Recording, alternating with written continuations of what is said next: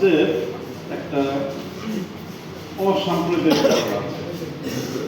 যারা রক্ত দেয় তারা কখনো এটা ভেবে রক্ত দেয় না যে আমার রক্তটা অমুক ধরনের লোক যাতে না পায়, বা যিনি রক্তটা নিচ্ছেন উনিও এটা চিন্তা করেন না যে এই রক্তটাকে সিটি কর্পোরেশনের একজন পরিচ্ছন্নতা কর্মীর, নাকি বৌদ্ধ, না খ্রিস্টান, না হিন্দু। তো এই সাম্যসাধন ক্ষমতা রক্তের আছে। 1994 সালে আমি ইউএন একটা ফরেনসিক টিমের সাথে রুয়ান্ডা গিয়েছিলাম। তো কিগালি থেকে প্রায় 200 কিলোমিটার সাউথ ইস্টে একটা জায়গায়, তো একটা স্কুল, যা আমাদের মফস্বল এলাকার স্কুল আছে, যে চারদিকে টিনশে মাঝখানে একটা মাঠ, এরকম একটা স্কুল আছে। তো স্কুলের যে ঢোকার যে জায়গাটা, সেখানে ঢুকেই দেখলাম যে স্কুলের যে মাঠ, এই মাঠের মধ্যে ফুল প্যান্ট এবং টি শার্ট, শার্ট জোড়া দেওয়া, সব শুকাতে দেওয়া আছে মাঠের মধ্যে, প্রায় 100 মতো।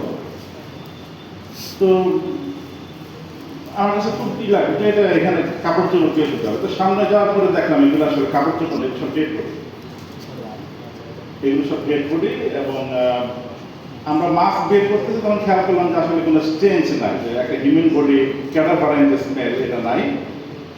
তো একটু চেক করার পরে খুব ইন্ট্রিগিং কতগুলো জিনিস আমরা বুঝে গেলাম যে এই লোকগুলো সারা শরীরে, রুয়ান্ডায় কিন্তু হুদুদ তুৎসিরা একে অপরকে মেরেছে চাপাতে দিয়ে, মেরে গোলাগুলি খুব কম ছিল, কোনো চাপাতে আঘাত নাই, কোথাও কারো গায়ে কোনো গুলির চিহ্ন নাই।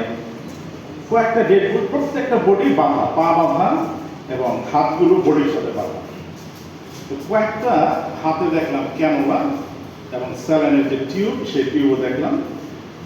পরে আমরা দেখলাম যে এটাকে আমরা বলি ভিসেরাল ব্লডিং, যে একটা কেউ মারা গেলে ডিকম্পোজিশনের কারণে বডির মাঝখানটা ফুলে ওঠে, অ্যাবডোমিনাল ব্লডিং আর কি।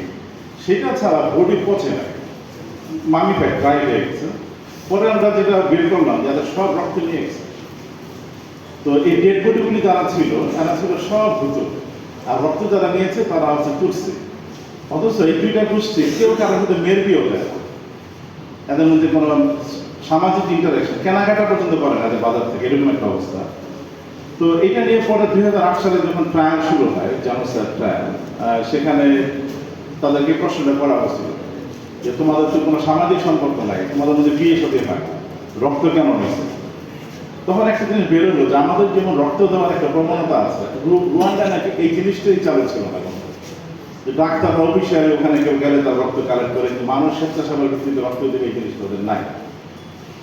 ছোট ছোট জিনিস, যে আমরা হোটেলে খাচ্ছি, খাওয়া দাওয়া শেষ, ওয়েটাররা যখন প্লেটগুলি নিয়ে যাচ্ছে, আমরা যখন তাকে একটু হেল্প করি, বা আমরা যখন কাউকে রক্ত দেওয়ার সিদ্ধান্ত করি, এই আচরণগুলো আমাদের কতগুলো মনস্তাত্ত্বিক অবস্থান প্রকাশ করে।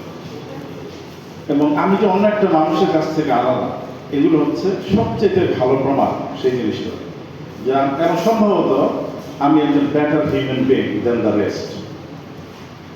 আমি মুক্তিযুদ্ধ রহমান হলে 10 বছর হাউসপিটাল ছিলাম, এবং সেখানে বাথরুমকে প্রবেশ করার দেওয়া হচ্ছিল।